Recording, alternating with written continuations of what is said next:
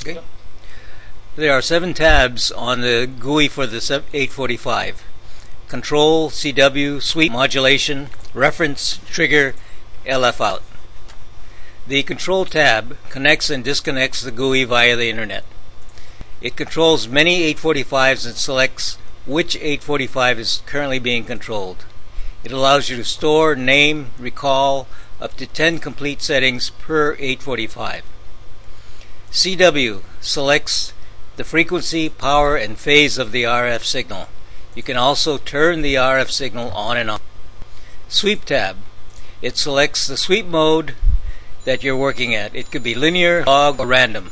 It selects the number of sweeps, selects the start and stop frequencies, selects the number of points in a single sweep, and the on-off time for each of those frequency points. You can turn the sweep on or off, and you can turn it off on or off. The Modulation tab. Modulation modes are Pulse AM, FM PM, VOR, and ILS. Pulse AM, it turns the modulation on or off, selects internal or external modulation. If it's in the internal, it selects the rate and the width. In the AM modulation mode, it turns the AM on or off and selects the modulation depth.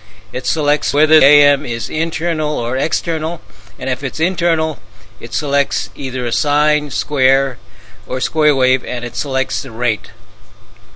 It also turns the RF on or off. VOR and ILS are navigation-specific special apps. If you want to know more about this, please contact the factory. Reference. There are reference out and reference in connectors on the rear panel.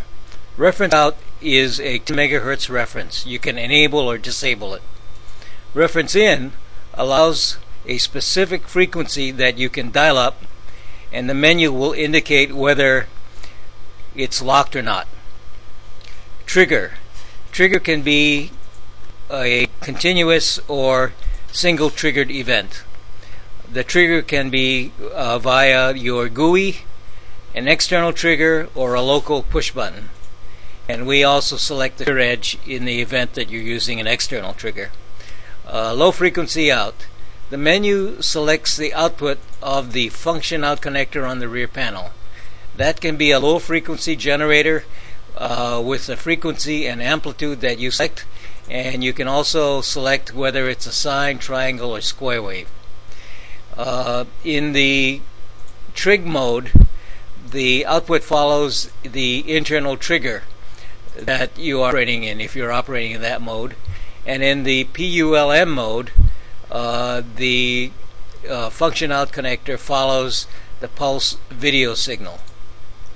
So this is basically a summary of the 7 tabs on the GUI.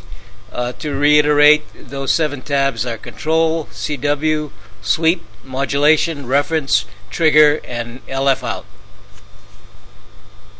Okay. Did you follow?